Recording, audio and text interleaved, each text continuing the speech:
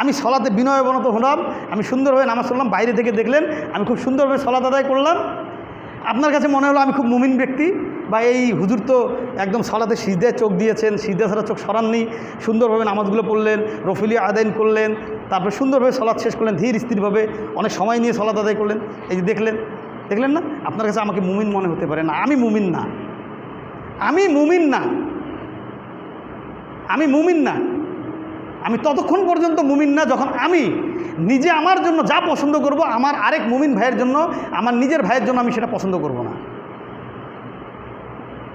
রাসূলুল্লাহ সাল্লাল্লাহু আলাইহি সাল্লাম বলছেন, লা ইউমিনুন আহাদুকুম হাত্তা ইউহিব্বু লিআখিহি মা ইউহিব্বু লিনাফসিহি।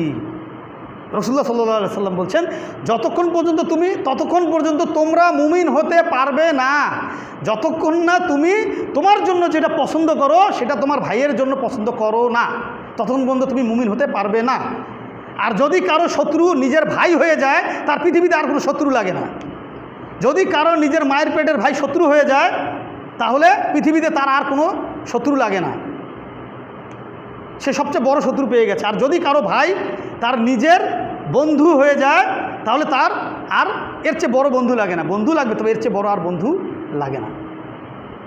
চিন্তা করেন যে যদি কারো ভাই কারোর সাথে শত্রুতা করে, তাহলে সে কতটা ধ্বংসের মধ্যে পড়ে গেছে, সে কতটা ক্ষতির মধ্যে পড়ে গেছে। কিন্তু আক্ষরিক অর্থে সে ক্ষতির মধ্যে পড়ে যাবে, বাস্তবিক অর্থে নয়।